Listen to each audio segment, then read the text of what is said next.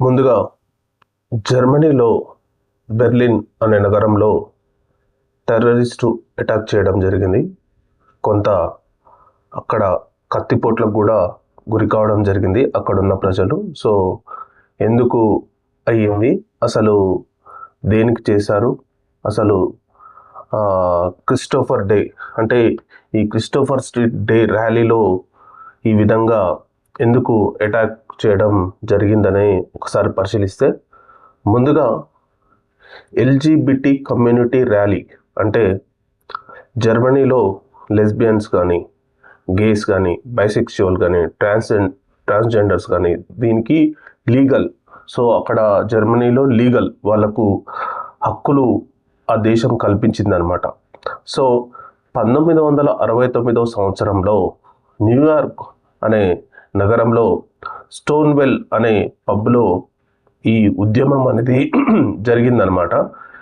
ఎవరైతే ఈ LGBT community హక్కుల కోసం అక్కడ ఉద్యమం జరిగిందో ఆ తర్వాత ప్రపంచం మొత్తం వ్యాపించడం జరిగిందనమాట. ఆ తర్వాత నుంచే వాళ్ళను గుర్తించడం, వాళ్ళకు కూడా మనుషుల్లాగా గుర్తించి వాళ్ళకు కూడా హక్కులు కల్పించడం అనేది ఆయా దేశాలు కల్పిస్తున్నాయి అన్నమాట. సో అందులో జర్మనీ ఇప్పుడు ఆ దేశానికి, అంటే ఆ దేశం రాజ్యాంగంలో కూడా ఈ ఎల్జీబీటీ కమ్యూనిటీకి సర్వ హక్కులను కల్పిస్తూ వాళ్ళకు ప్రతిగా చాలా ఉన్నతంగా కూడా చూసుకుంటుంది అనమాట ఆ దేశం. సో ఇప్పుడు ప్రజెంట్గా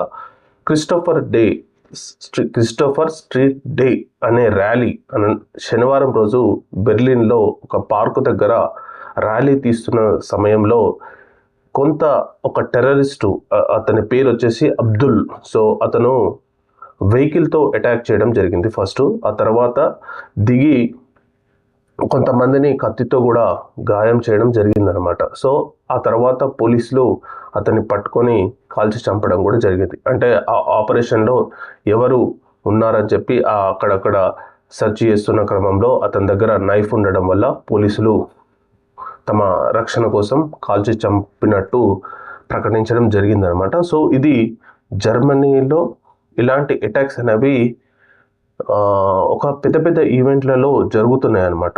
సో కాన్స్టెంట్గా చూస్తుంటే ఒక క్రిస్మస్ మార్కెట్లో కూడా సేమ్ ఇలాంటి అటాక్ జరిగింది. ఎందుకంటే ఒక చాలా హెవీగా ఉన్న మార్కెట్లోకి ఏదైనా వెహికల్ తీసుకురావడం, సో ఆ వెహికల్తో ప్రజలను గుద్దడం, ఆ తర్వాత గన్తో పేల్చడం కానీ లేకపోతే కత్తితో పడవడం కానీ ఇలాంటి సంఘటనలు జర్మనీలో పెద్ద పెద్ద ఏదన్నా సందర్భంగా జరుగుతున్నాయి అన్నమాట. సో దానిపై జర్మనీ ప్రభుత్వం కూడా చాలా స్ట్రిక్ట్ రూల్స్ తీసుకురావడం జరిగింది, స్ట్రిక్ట్ రియాక్షన్స్ కూడా ఇవ్వడం జరిగింది. టెర్రరిజాన్ని పూర్తిగా జర్మనీలో అంతం చేయడానికి వాళ్ళు ఫుల్ ఎఫర్ట్ పెట్టడం జరుగుతుంది అన్నమాట. అయినా కొద్దిపాటిగా ఇలాంటి సంఘటనలు జర్మనీలో జరగడం అనేది ఆ దేశాన్ని ముందుగా కలవరపరుస్తుంది అనమాట. ఎందుకంటే చాలా